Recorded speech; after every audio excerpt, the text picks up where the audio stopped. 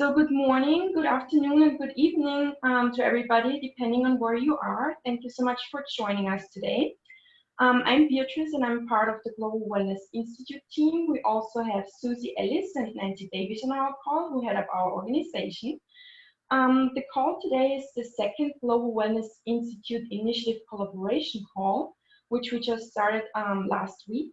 And yeah, it's hosted by the Hydrothermal Initiative, and the topic is Sauna Science Lab.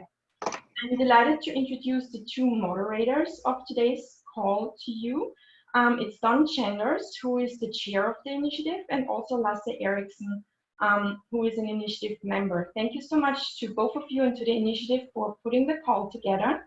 We're really excited and can't wait to learn more on this important topic. We have an amazing turnout. We're almost at 200 people already on our screens. We have 6 screens. If you scroll to the right with the arrow, you can see everybody. And yeah, over to you, Don and Lasse, and thank you so much, everybody, again for joining.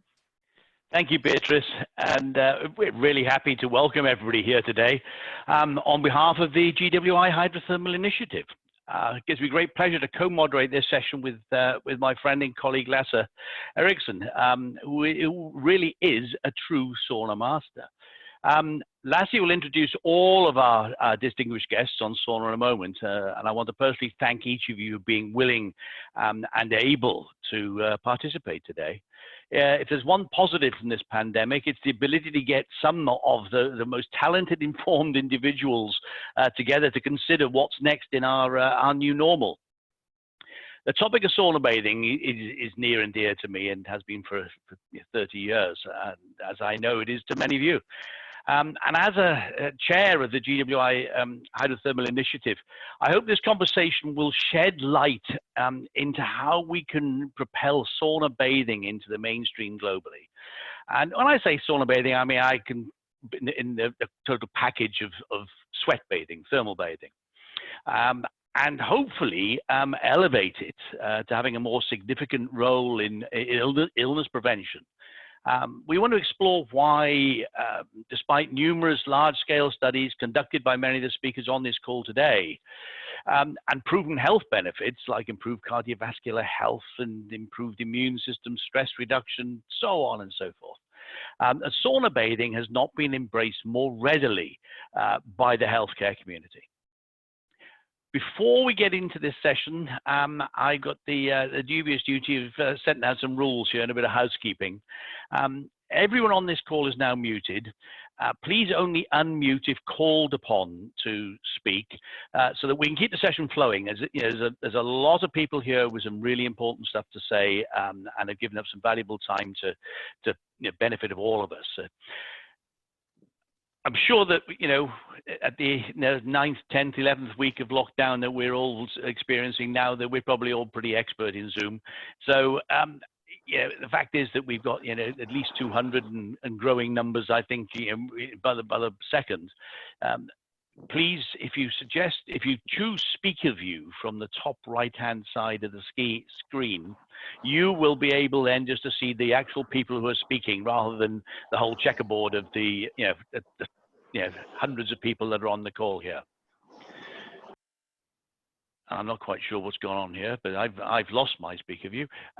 Anyway, we encourage you to post questions or comments throughout the call, and Zoom offers a chat function. So could you please use that chat function? We'll be monitoring those chat questions all the way through the session, and then once the speakers have finished their presentations, we will be putting those questions to them.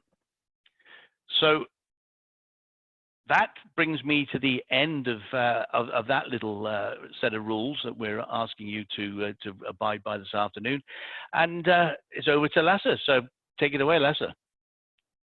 Okay, thank you, Don. First, I would like to thank you and the Global Wellness Institute for this opportunity. I also want to especially thank Cassandra. I know you're following, for directing Don and me on this part. This is the kind of discussion that could only take place under very special circumstances like this. And given that most of us are still in some form of lockdown, So it will be, it's interesting to meet so many people. So the coronavirus has propelled prevention and wellness into the spotlight like never before. And now is the time to amplify this and the role of sauna and sweat bathing can play in overall health. We know that sauna and heat therapy has for thousands of years been considered a natural medicine for many illnesses. And in modern times, however, sauna is considered more like a luxury than a wellness practice. And it certainly isn't anything the healthcare industry typically prescribes for health. And why is that? So in this session, we will explore why that is, and we will be taking a look at the medical studies that already exist and the ways we can get sauna and hot and cold contrast therapy recognized by healthcare providers and governments alike.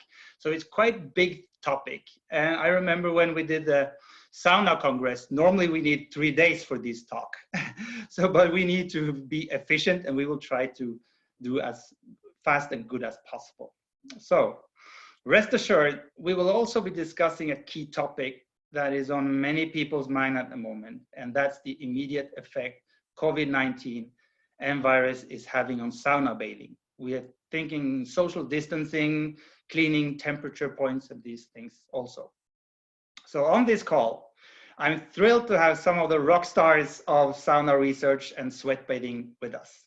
So soon joining us will be Dr. Jari Laukkanen, the Finnish cardiologist who has done large studies on the benefits of sauna use, most of the ones we see in the media today. We also have Dr. Hans Hägglund, also known as the Sauna Doctor of Sweden. He also is the medical advisor to the Swedish Sauna Academy, and his book, the Sauna Book, Hot Facts on Sauna and Health, will be released September this year. In Swedish though, so I hope Hans will make this one also in English after some time. We also have Dr. Marc Cohen, integrative medicine expert who recently issued a paper on the benefits of heat in fighting a virus. He's also the initiator of Extreme Wellness Institute. Together with our professors and doctors, we also have Sven Erik Bucht, who served as the Minister of Rural Affairs in Sweden, and he was also the world's first Sauna Minister. We also have Mikkel Åland, photographer and documentarist whose series The Perfect Sweat will soon debut on Netflix. We also have Sally McRae, journalist who writes about culture, politics, business, and science for the New York Times, the New Yorker, Die Zeit, and Monocle, to name some of them. And she also wrote extensively on the emerging science of sauna. And last but not least, we have the president of the International Sauna Association, Mr. Risto Eloma, with us. So let's get started. First, we do a quick history of sauna and sweat bathing culture. So my dear friend Mikkel, you authored the book called Sweat. I actually have it here. From 1978, you wrote this book, and history shows that sweat bathing as known global medicine has been strong for centuries and a key factor for human life. So in your travels around the world, what have you learned about sweat bathing and its health and cultural impact, and how have we come to where we are today? Over to you, Mikkel. Can you hear me now, Lasse? I've unmuted. You're a little bit low. Okay, I'll come so closer. Go closer, my friend. Hey, can you hear me now? I can hear you. Okay? Hello? Yep. Okay, so, well, thank you to everybody. This is a great moment in the history of bathing to have such a global gathering. I think that's probably one of the most significant aspects of what we're doing is that we're all together now globally talking about this. And that's something, even though what we're facing right now in terms of bathing and pandemics and epidemics, that's nothing new. And what's new is the fact that we can all get together like this and share information so quickly, so easily, and internationally. So as you said, it's a huge step to be able to do this. And it's going to be very, very exciting to see what comes out of it.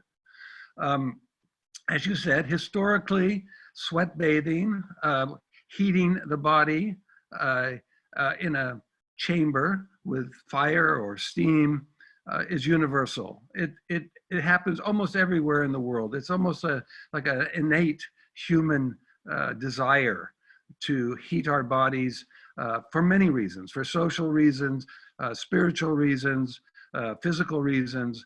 But it probably is one of the very few things that we do as humans under one roof that encompasses those three aspects: spiritual, social, and physical. So it's incredibly powerful.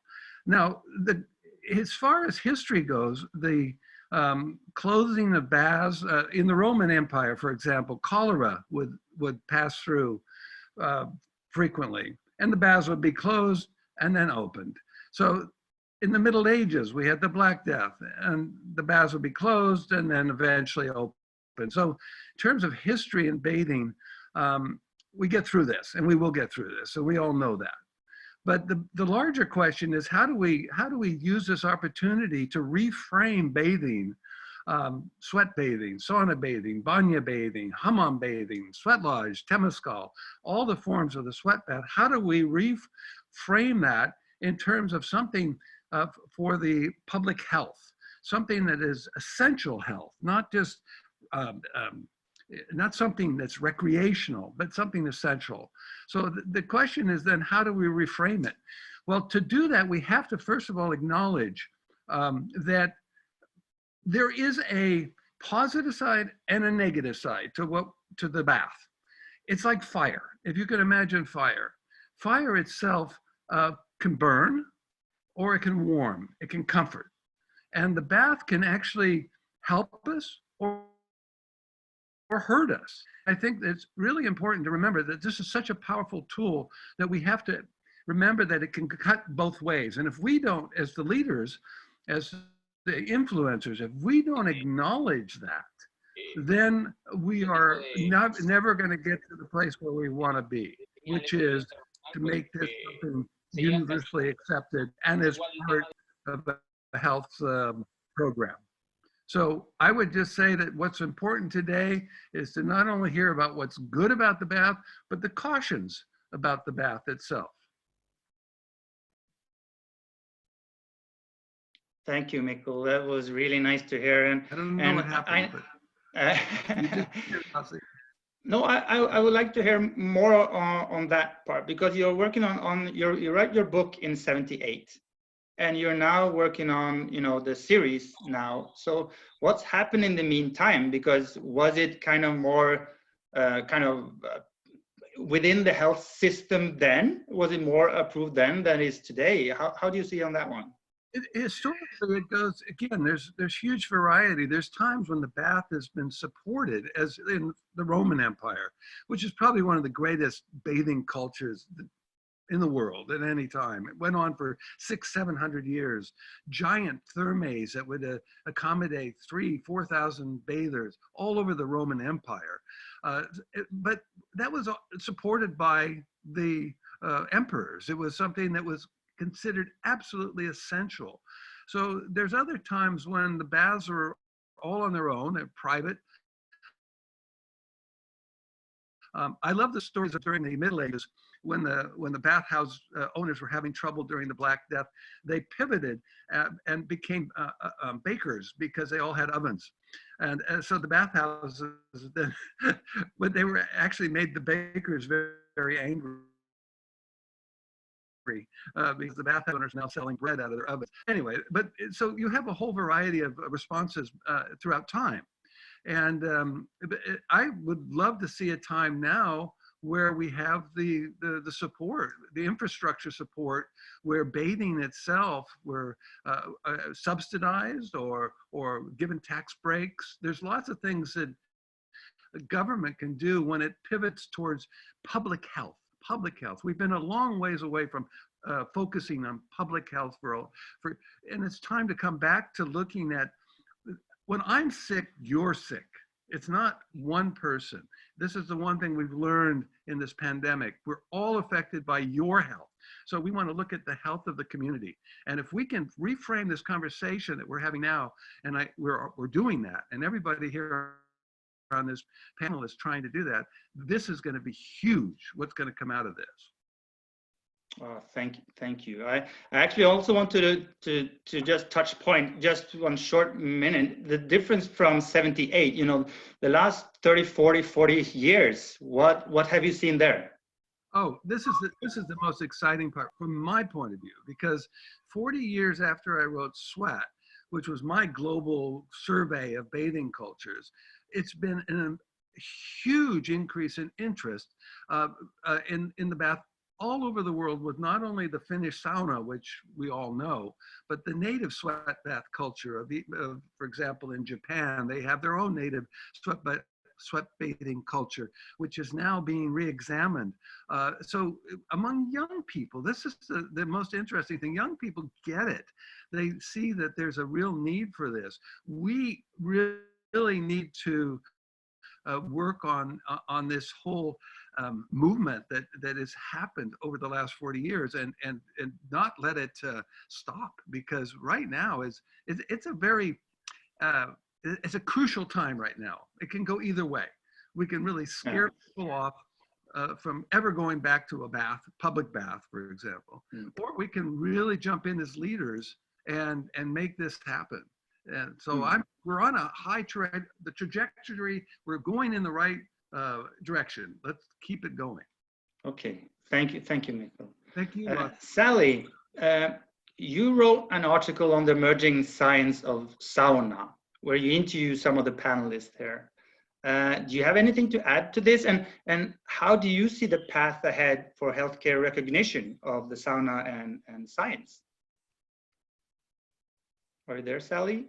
Yeah, I think I'm here. There you go. Hi. Baby. I mean, I guess I would really defer to the other panelists. Hi, everyone I've talked to. Yeah, I mean, it's okay. Yeah, I mean, I think the experts. I mean, as a journalist, I just always ask the experts. So I would turn to them for that question. But I'm glad to hear that from Mikkel. I'm eager to go back to the sauna, but of course I don't want to go too soon, you know. What did you, when you did the article, you were interviewing these, you know, the panels here, and what did you get out of it? What did you feel? You know, I think we will put the article in now so people can check it. It was really interesting, that part, because you were telling the part of the eastern part of Germany, because you're based in Germany, how it was included into the healthcare system. Yeah, I mean, that was sort of one factoid I came across talking to the doctor who works with the German Sauna Association, which I also found interesting. I didn't go into a lot of depth on that, but you know, he was talking about how sauna has gone from something that's thought of as you know, health related, to something that's thought of as a leisure activity, and just, you know, kind of noting that it's sort of, you know, something you do more for fun than for your health. Although I guess at a certain point there's a lot of overlap there. Yeah,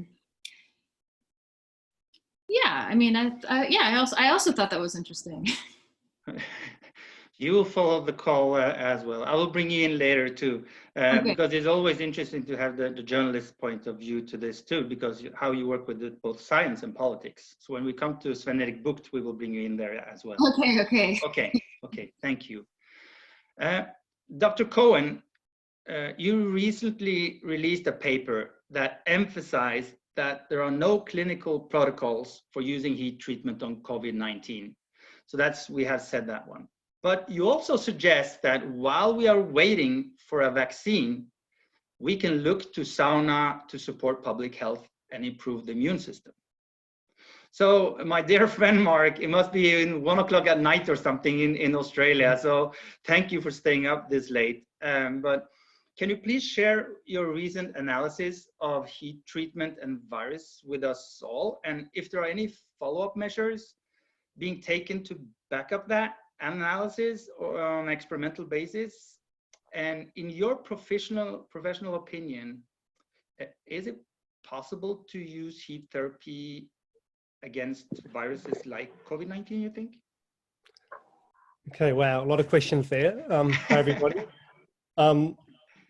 My simple answer is yes. And heat has been used to treat viruses and other pathogens for, it's estimated, 1.5 billion years, it's billion with a B, of evolution. And in studying this, I've learned that even plants can raise their temperature when they have a pathogen. And all animals, so fish, birds, insects, reptiles, will all behaviorally increase their temperature when they have an infection, usually by going out in the sun and raising their body temperature to battle off an infection. And we've just heard from Mikkel, all humans have always used heat for spiritual reasons, but also for health reasons, and especially when there's flu season. And a lot of the cold climates that have flu season have a culture of raising their body temperature. So there's vast evolutionary evidence and there's historical evidence for the benefits of raising heat or using heat to treat pathogens. We also have a lot of evidence from the scientific literature. So Jari Laukkanen can talk more than I can about the epidemiological evidence showing that regular sauna bathers don't just have less respiratory viruses and less pneumonia, they have less all-cause mortality. They have less cardiovascular mortality, less Alzheimer's disease. A whole range of chronic diseases are reduced in people that do regular sauna bathing. So that's extensive epidemiological evidence, and then we have clinical trial evidence to suggest that, well, actually that shows that if you regularly sauna bathe, there's about half the incidence of respiratory viruses like the flu. So that's as a prevention. And there's other research to show that if you have the flu and you raise your body temperature, you reduce the period of illness. So that's clinical evidence that we have, and that's both in animals and humans. And then we have a lot of physiological evidence, and our understanding is still growing, but we know that when you raise your body temperature, it causes a thermal stress. And that stress activates your body's homeostatic processes and builds resilience. So if you do that on a regular basis, your body becomes more capable of coping with other stresses. So if you regularly sauna bathe, your heat tolerance goes up, you make more heat shock proteins, and that means when you're sick, you can actually mount a higher, faster, more effective fever. And fever is your own body's way of activating your immune system and reducing the prevalence or the virulence of pathogens. So yeah, your body will naturally do that. When you've got a fever, what happens is it activates both the innate and the acquired immune system. So it actually makes your immune system more active, that the membranes of your immune cells become more fluid. They can better detect antigens and present those antigens to the antigen presenting cells, so then you can build antibodies. They increase macrophage migration and movement. So heat is one of the activators of the general immune system. And we do that naturally with fever. But if you use a sauna or a hot bath, and I'd like to add balneotherapy as part of that, hot springs have always been used since humans were humans as places of healing. You can outsource the energy that it requires to increase your own body temperature with fever to the external environment. So you can outsource it to the hot bath or the pool or the sauna or the hammam. So this is a very efficient way to raise your body temperature and help combat a viral infection. So this is, so there's physiological, cellular evidence. There's so many lines of evidence that are all consistent, not just showing the efficacy, but it was also mentioned the safety.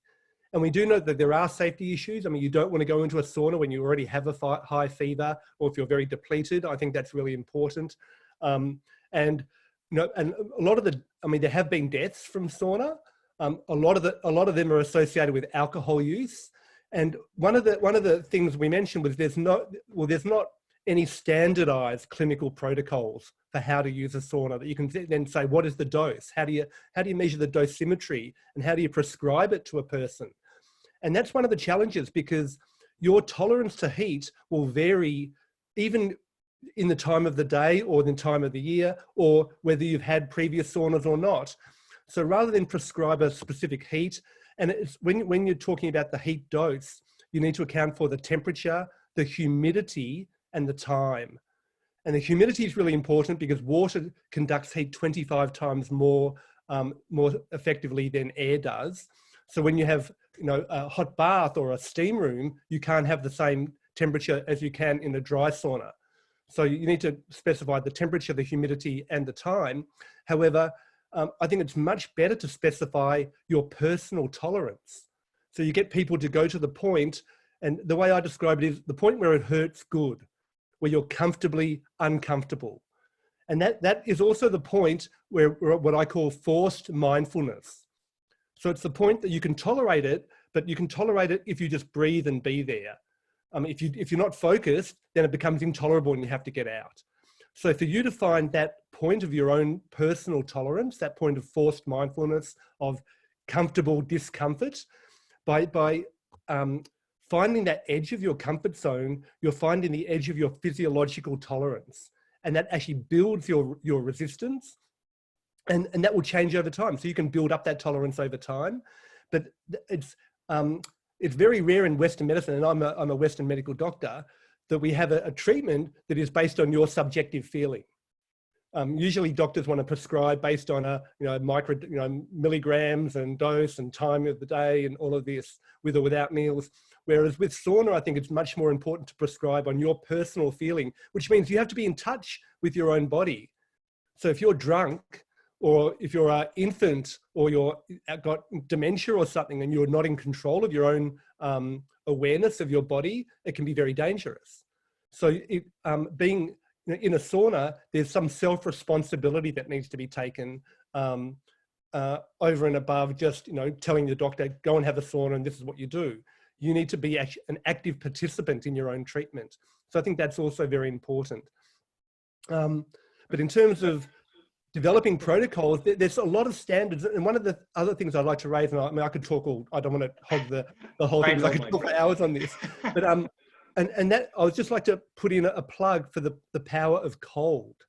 Because in Finland and a lot of places, it's taken for granted that when you have a sauna, then you have a few sessions, but in between the sessions, you go out and you cool down. And this is an exercise for your vascular system, because when you're in the sauna, you vasodilate, or the blood goes to the outside of your body. When you have a cold, then the periphery vasoconstricts, and the blood then goes to the inside of your body, which means it's flushing through your liver and your kidneys, and you're getting a big detoxification. And actually, I must add then, so the hot and the cold actually naturally go together, although it's often not discussed together as much as I think it's actually done.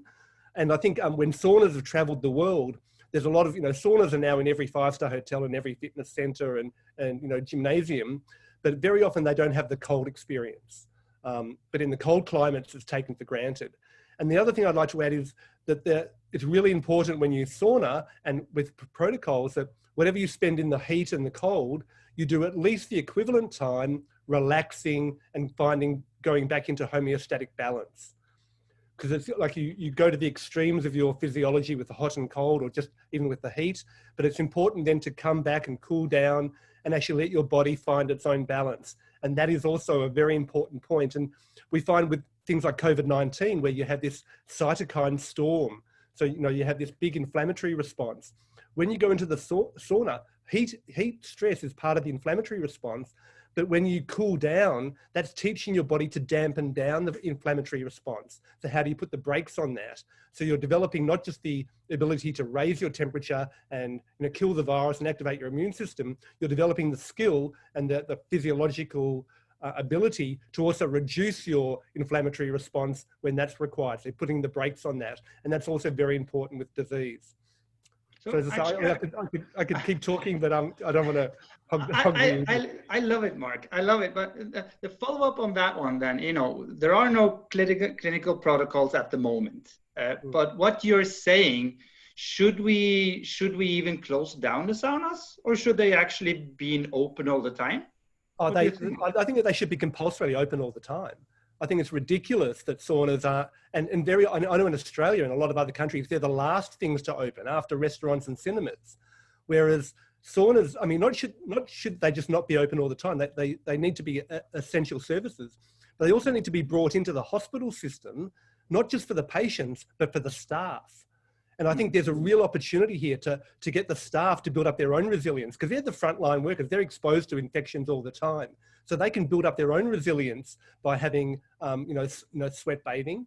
But then also they can start to understand the benefits, because I think there's a real gap in understanding in terms of Western medical knowledge and the trials, and it's a different frame of reference. Rather than just giving a drug, to have a sauna is a different way of thinking. But I think if the medical staff start to experience and understand the benefits, then I see the scope. And what I'd like to see out of this whole period is that saunas aren't just seen as essential services, but they're actually actively taken into aged care homes. They're actively taken into schools and fitness centres, and also traditional healthcare settings, because I think they have a really essential role in those places.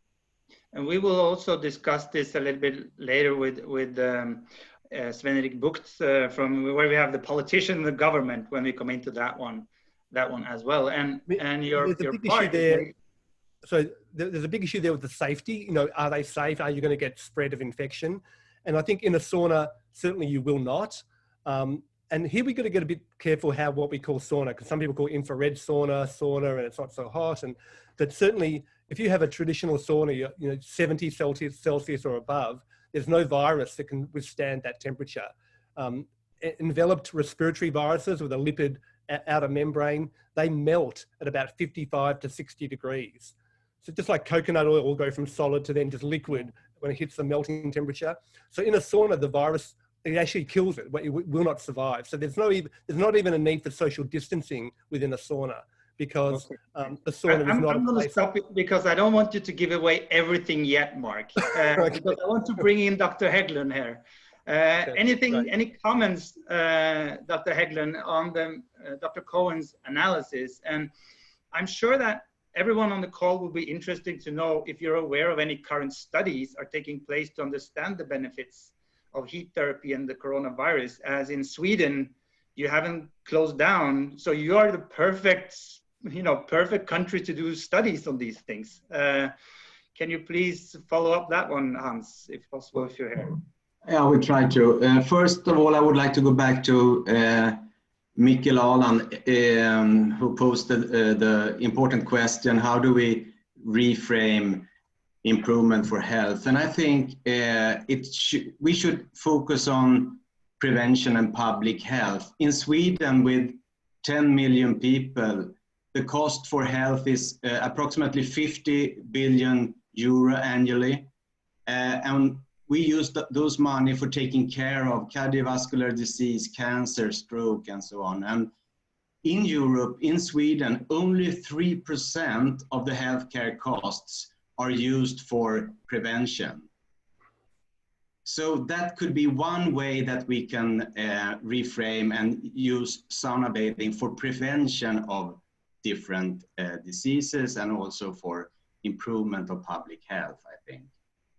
And I think that what is important now is that we standardize protocols, because if we get together as we do today and collaborate internationally,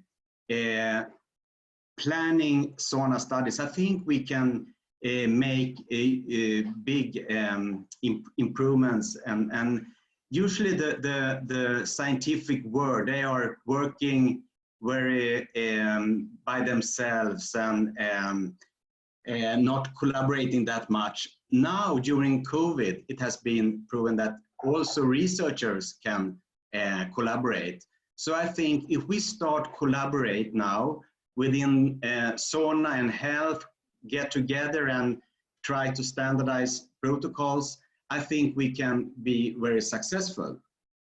When it comes, well, in Sweden we have not closed down, so it's all the public, the community bathhouses are still open, and I think we have chosen one way. I don't say it's good or bad, but I would like to comment on Marc's talk. And I think that even though, which is very important, even though we are in the sauna, we have to take the recommendations very seriously, with social distancing, not going into the sauna if you have a cold, and so forth. So, I mean, the recommendations that are outside the sauna should be used also in the sauna. It's my recommendation. So I think I stop there. Thank you. Thank you, Hans. I want to follow up this one with you, Hans. It's kind of the coronavirus.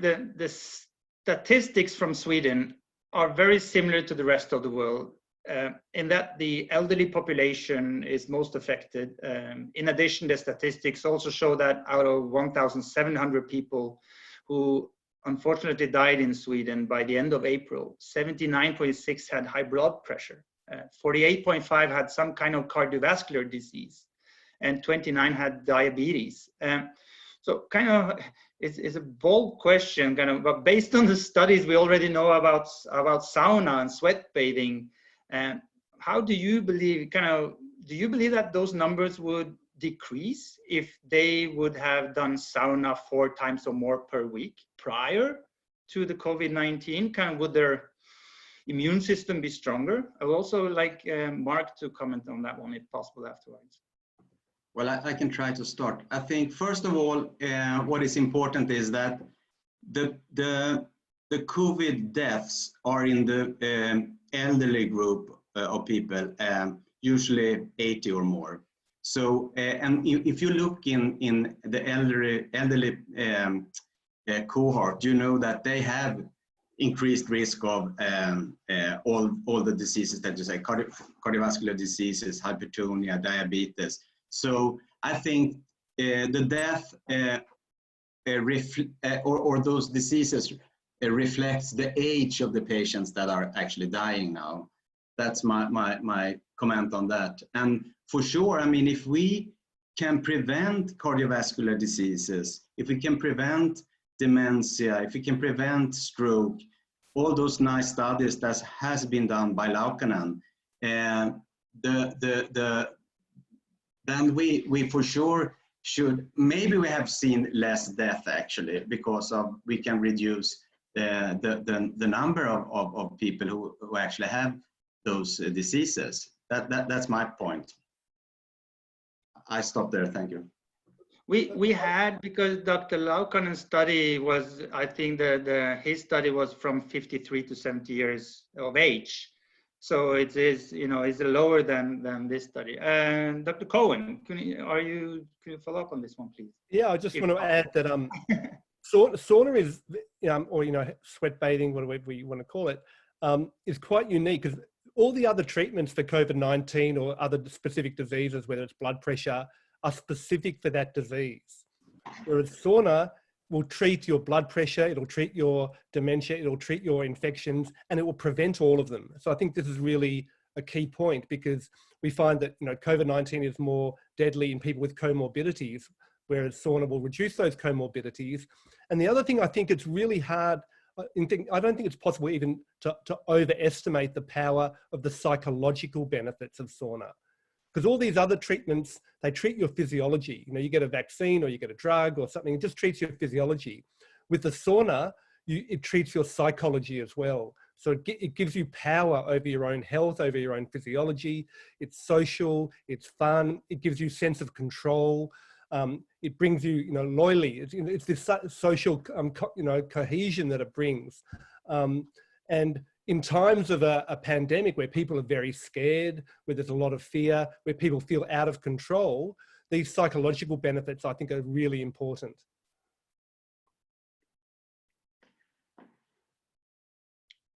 Thank you, Marc. Go. About you were mentioning actually the Löli. I was speaking with my friends in Austria, and they reopen their saunas, but they're not allowed to use steam. so the Raufguss or steaming inside the saunas are not allowed. So I kind of, what is your take, you know, about spreading of virus within the steam? How I want to bring Risto into this a little bit later, the president of the Sauna Association. How would sauna be without löjli? So you can think about that, Risto. But for the, you know, the future, when we start opening the different saunas, in Sweden they don't have that issue at the moment when we listen to Hans. But how do you, when you open in Australia and other countries that will open their saunas eventually, and by government say that you are not allowed to steam and work in that way? How do you see that one? Just on the steam, I think this is not an evidence-based recommendation, because with the transmission of the virus, it will transmit less when there's high humidity. When there's more steam or droplets, it actually it's when it's aerosolized and dry, then it can actually go on the currents and travel far. When there's high humidity, it cannot travel far. And we know that you know, the flu season happens when the air is cold and dry. That's also not just about the virus and the transmission, but the first line of defense for your immune system, before the innate immune system and the acquired immune system, the first line of defense is the mucous membranes of your nose, is the skin of your nose. And when that is functioning well, which means there's some very watery mucus and then some sticky mucus on top that captures the virus and will actually present the virus to the antigen presenting cells and build up an antibody and then sweep it away and get rid of it. This actually happens much better in a humid environment. It's when your nose is cold and dry that you get cracks in the epithelium, that the mucus gets thick, that the virus can stay around longer near the epithelium and penetrate those cells. So by having steam, you actually enhance this first line of defense, that nasociliary clearance, so the action of the cilia, the action of the mucus to actually capture the virus and move it along. So I think steam is an important part of the process. And I haven't seen any evidence to suggest that the steam would actually transmit. And we know that a virus, it cannot reproduce in water. A virus needs to only reproduce inside an epithelial cell, inside a human cell. So it's not like a bacteria where you can contaminate water and it will grow. The virus, you know, won't grow in the droplets. It won't grow in water or, you know, a hot pool. So I don't understand why the restriction on steam is actually there. For me, it doesn't make sort of physiological sense. Okay, thank you. I would like to actually, Hans, if you would like to comment on that one or anything. Yeah, I mean, if you avoid sauna when you have symptoms of infection, then you don't spread the infections in the sauna. And I think, you know, we know that the different viruses, they have different temperature optimum, and for COVID it's 56 degrees, and I'm sure that the löjli is more than 56 degrees. Yeah. Thank you. Then I would, Risto, our dear friend in Finland, because it's nice to hear our Finnish friends too. Sweat bathing countries often look to Finland for sauna guidance. How do you see any mandatory changes in the future for public saunas to accompany the new standards for hygiene and social distancing? I know there are many private saunas in Finland, like in Sweden and Norway as well, and also Germany, but we still have a lot of public ones. How do you see that can be standardized or things like that? Well, hello everybody. First of all, we don't have so many public saunas in Finland than we have, for example, in Germany, etc. But naturally, those about 40 to 50 public saunas here in Finland, they have been closed now 2 months, and they are going to be closed at least to the end of this month. The question is that there are coming instructions from local authorities. Actually, I was hoping that they had been publishing the instructions already today, but they were publishing only instructions for the restaurants, not for the saunas. The question is how it is going to be. Sorry, I need more electricity. So the fact is that in public saunas, some of them which are big enough, we can do something similar than, for example, what we are doing or people in Estonia are doing. In Estonia, they were publishing yesterday the instructions that if normally 10 people have been accepted into the sauna room, so from now on, there can be only 50% of those people, so that there is distance. The other thing is that there are already, for example, here in Finland, published new cleaning instructions, cleaning methods. But one of the most important things here is that first of all, without löyly, there is no sauna. And the other thing is that we have to remember that, for example, the Finnish Sauna Society was doing quite a lot of research work and was realizing that the benches where you especially keep your feet, they have to be hot enough so that the different bacteria and viruses are dying. And this temperature is somewhere above 56 degrees C. And this is something that we are trying to get into the standard, which is just now discussed at the CEN in the CEN working group here in Europe. But coming back to this löyly, so without the löyly, there is no sauna, and only good sauna must have a good löyly. And I'm sure Lasse Vinikka is underlining this also, because he's been writing a book about a good löyly. Okay, thank you. Follow them, since kind of you're connected all over the world. Kind of, do you know of research on the topic going around, or Japan or other countries that you know of, that you heard around this topic of virus and steam? There is very little. Actually, one publication which has been doing a lot of bad for this sauna and corona, it's the one from Wuhan. There was a public sauna where maybe 15 or 20 people got corona from, and that is one of those Chinese very wet saunas that has been published, but scientifically I don't see too much how important that is, but that has been used when in different countries saunas have been closed because of this corona.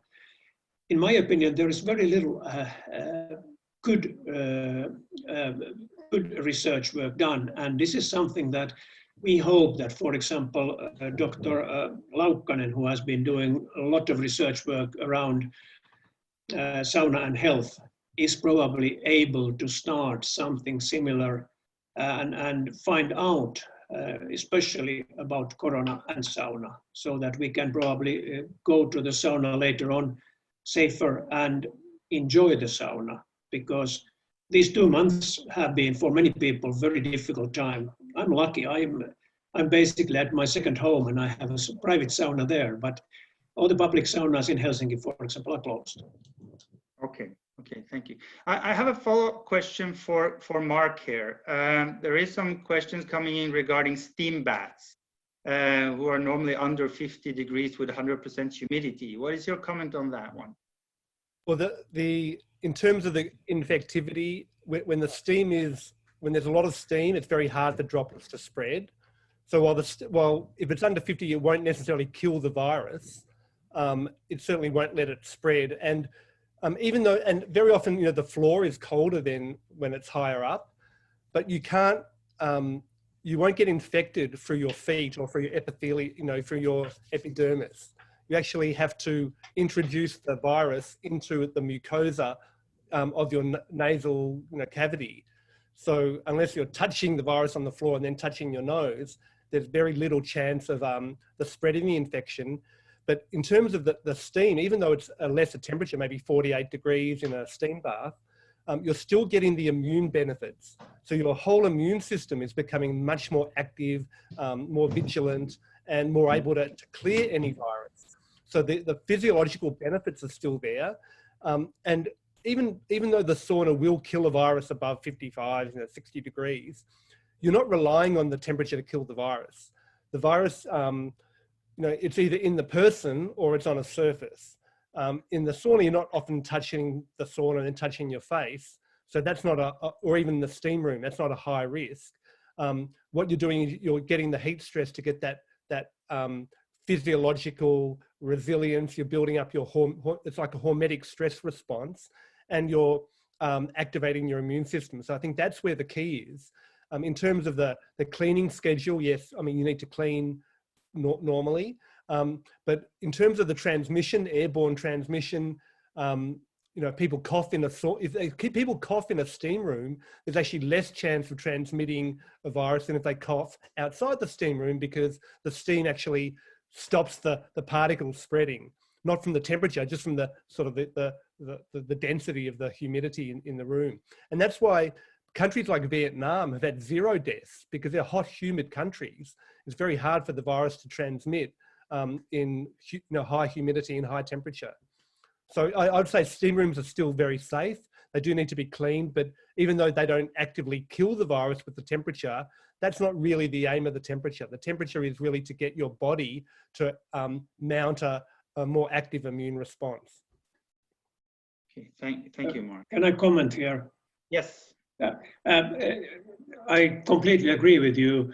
I was just mentioning in Japan, before they were closing the public saunas, so they had the system that they tried to make sure that a sick, somebody who has probably coronavirus is not able to come to the sauna. So they were measuring your body temperature from your forehead. And also you had to sign a paper where you said that I'm not coughing. So in this way, they tried to keep the saunas open, but finally the Prime Minister didn't read any scientific results or any, he decided to close all the public saunas, and they have been now closed. But I mean, this measuring of your body temperature is something that has been happening at the airports, for example, in Far East. Every time there has been some kind of epidemic going on, like SARS or whatever. And I think it's one way which could help with getting saunas open. Thank you. I would like to pivot to Dr. Laukkanen's study from 2018 with kind of that he had 1,700 Finnish people. The study showed that sauna bathing in general, as well as frequency of sauna bathing, can make a significant measurable effect on the mortality rate of cardiovascular disease. Maybe Dr. Hägglund can start, and I hope that I have Dr. Laukkanen on the call here as well. This will probably sound a bit naive, but the logical next question seems to be, why isn't sweat bathing the #1 treatment prescribed for people with underlying cardiovascular disease? Of course, he says that we need more studies. Hans, could you please follow up on that one if possible? Well, I can try to, but I think if Laukkanen is online, I think it's his studies, and he has done an amazing work with this. But I mean, we know that it could reduce the blood pressure, it could reduce the elasticity in the blood vessels. It also lower the cholesterol levels, and there are other positive effects on the nerve system. So there are many positive effects. It's anti-inflammatory effects as well, and as we know, it's relaxing and positive effects of psychological health as well. And just the fact that we come together and discussing and get together is of importance, I think. I think this is multifactorial, but it's for sure, it seems like it could be something here, but this has to be studied more for sure.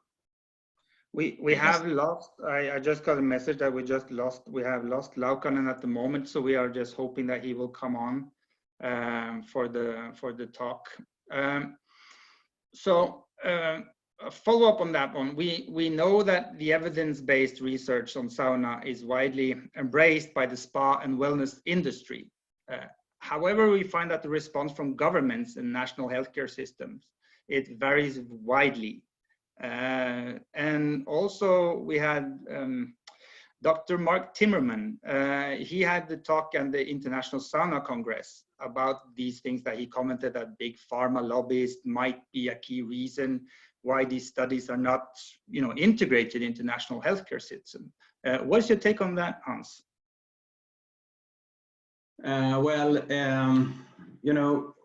When it comes to alternative medicine, it's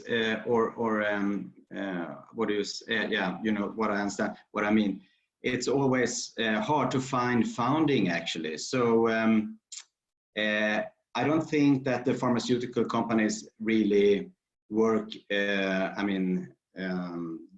don't think they try to prohibit or stop those studies, but it's important for us to find funding for doing those things, because today, as I said, the majority of the health costs are for taking care of sick people. We don't put money in prevention, and for me, sauna is a very effective tool for prevention. And if we can convince the governments and other funding resources to put money into more studies on heat, I think it should be very good, actually. Yeah, we will soon come to Sven Erik Bucht on this one, but in April this year, you were supposed to open the new sauna lab in Sweden, right? In Luleå, that was there. And the follow-up of the Monica studies. Can you please tell us a little bit of that project, the sauna lab, and that kind of, because it seems like Sweden is the country which is really pushing these studies and following this up, outside of just the university. Yeah, the Monica study it's a lot of questions. It's a questionnaire that has been performed for 10 or 15 years. They are studying risk factors for cardiovascular diseases, and they can follow those people for years and do a lot of nice studies. So what we have done now, we have put 8 sauna-related questions into this questionnaire, which are around 100 different questions. And there are also a lot of other investigations performed in these patients. So hopefully we can find something here by following those people prospectively over years. But when it comes to the sauna lab, we have built a new sauna, a Finnish sauna in Sunderby sjukhus in Luleå, and we have also built an infrared cabin, and we will soon start studies in healthy people, and then in the first phase do studies on patients with heart failure. That's our plan for the moment. So we haven't started yet, but hopefully after this summer. When I have, Lasse, one more comment. Risto. Yeah.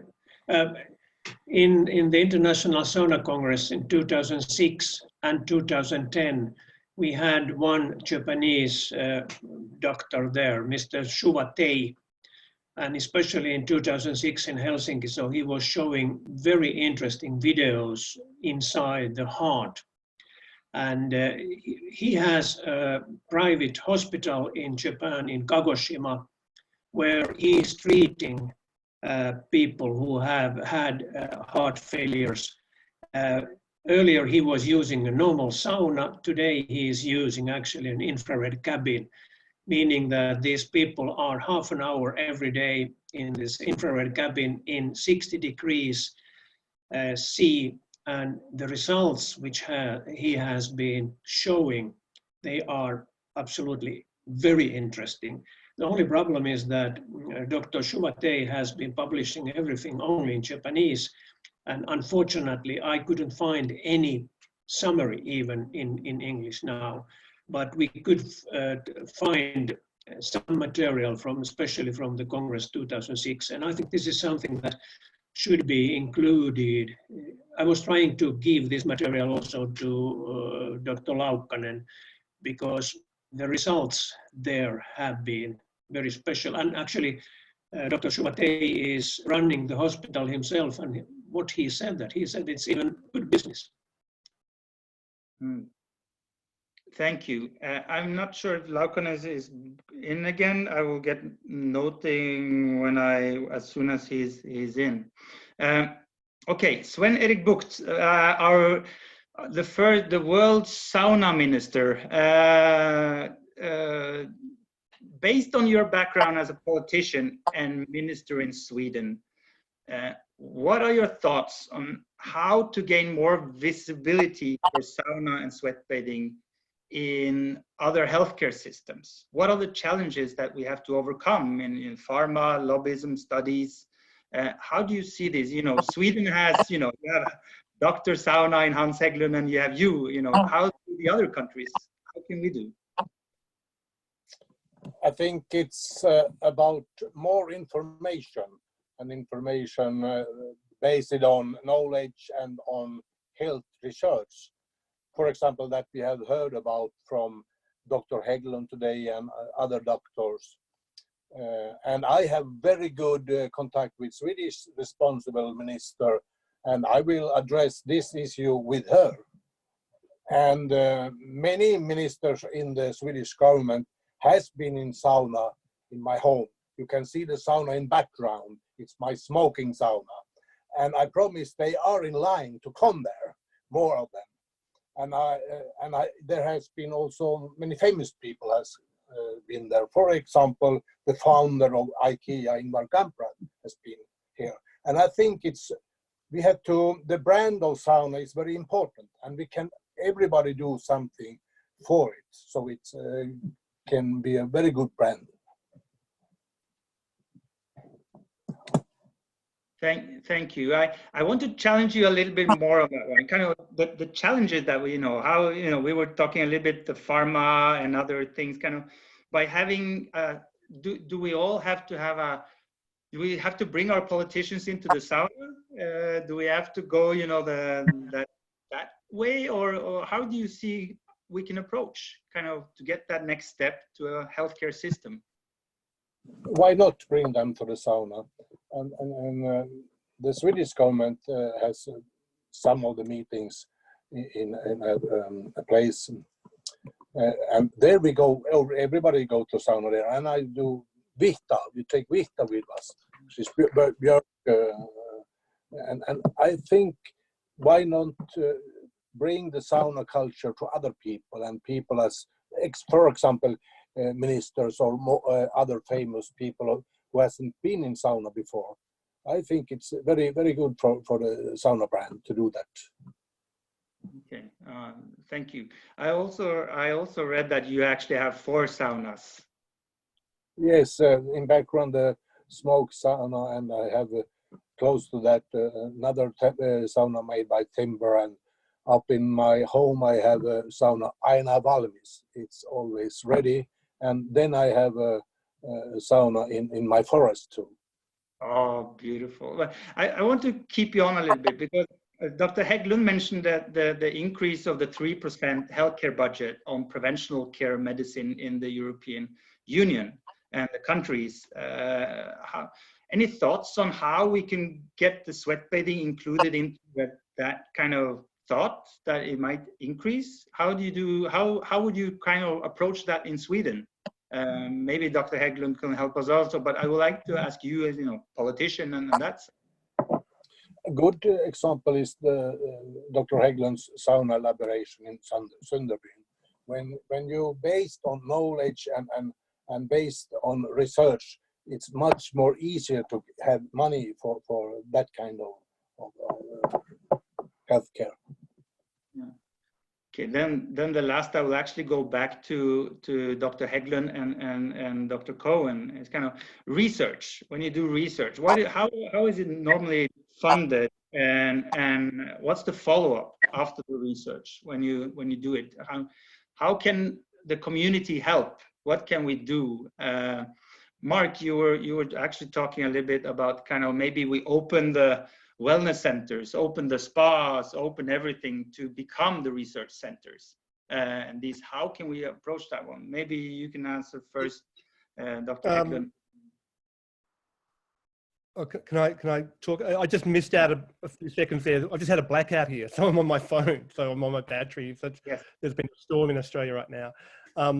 But I think to bring it into the health system, we need to infiltrate the culture of the health system, because using a sauna is very different from using a prescription or a surgical procedure. Sauna has a whole different perspective, and it means bringing more a prevention mindset into the Western health system, and also trusting more the responsibility of each individual patient. As I said, it's not a standard prescription. It's based on each person's own sensitivity at that time.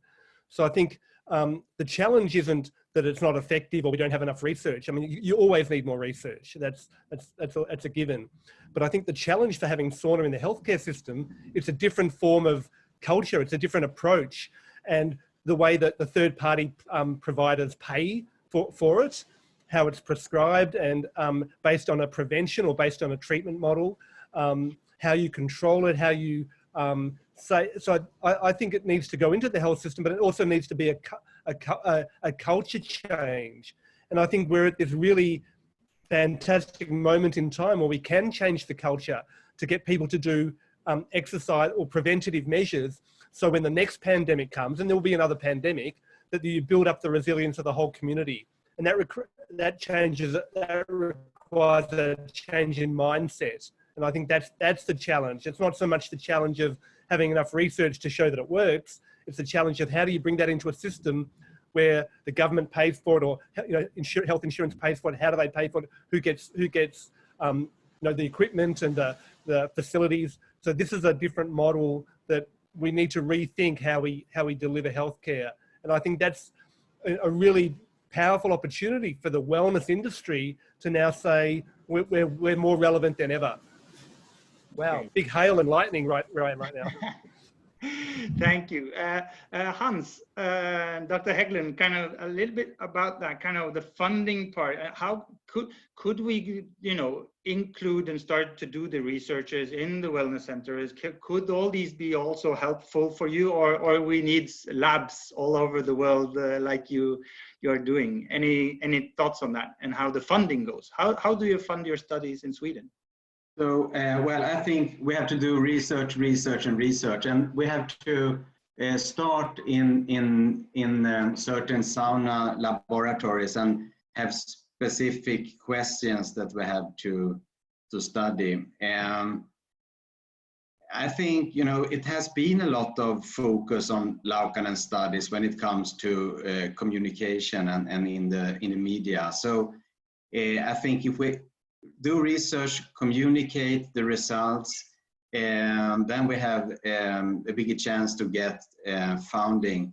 Today, it's actually very hard to get funding for those studies, but the more we talk about the positive effect, I mean, the higher the chances that we will be founded for the research, I think. And one goal could be that we, in the prevention, that we actually have, we can prescribe a physical activity in Sweden for our patients. And I hope that we very soon can also prescribe sauna bathing for our patients.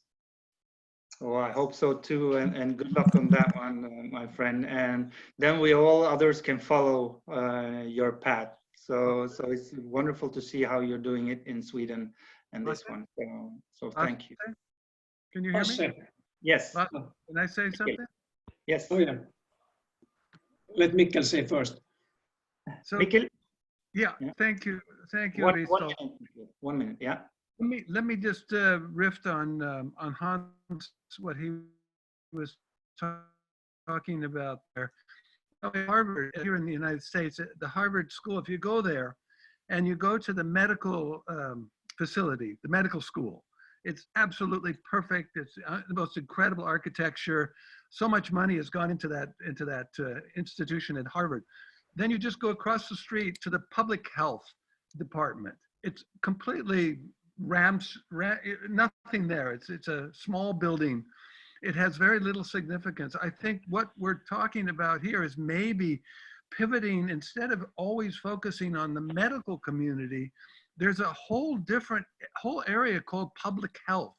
They work with the parks, they work with swimming pools, they work with beaches, they work with the public health. And that has been completely ignored over the last, I don't know, 50, 60, 100 years. I think that is what I'm talking about when I say reframe us in that world, the world that looks at community at large. Doctors look at individual patients. They work with people. I want to think of us as working with communities, and that is public health. And maybe we need to look at that group of people that are already doing very interesting things with parks, swimming pools, et cetera, and align ourselves with them as well. I just I just wanted to say here that when we think funding of this kind of research work, so earlier here in Finland, there was quite well money available, but I know, for example, that Dr. Laukkanen had a lot of problems to get money for his total research work. And unfortunately, the situation today is not very good, because who is actually interested in the results? The sauna stove manufacturers, or people who can sell more saunas based on these results. But those people have not been funding too much. And earlier we got funding from the government. There were some institutions, but not anymore. And even including the Finnish Sauna Society, we were closing our research center 10, 15 years ago. And the rest of the money was actually given to Dr. Laukkanen's work. So it is not so easy. So we really have to consider different options, how to get funding for these people like Laukkanen or Hägglund, etc., so that we could do some real research work. I think also Marc, etc., are included. So maybe we as a total group could do this in different countries, and especially inside European Union. Then we can start a big crowdfunding, and then Dr. Hägglund here can have that funding in his background. It will be really nice. So we will do our thing. Okay, I know we could talk about evidence behind the sauna for a long time and several sessions, but our goal was to get everyone on this call thinking logical next steps and the type of research that needs to get supported and funded. I can't thank our experts enough for being here and spending their valuable times with us. I know there have been lots of questions coming up during our discussion, and Don has monitoring them for us. So Don, I know there's many questions, and we will follow up. Could you, how is it, and could you wrap this up for us, please? Thank you, Lasse. It's been very nice, and I hope that we can get most of these people to the next International Sauna Congress in Germany in 2022, and then we have a lot of answers. Thank you, Lasse. I hope so. Thank you. Don? I'm not sure, is Don on here?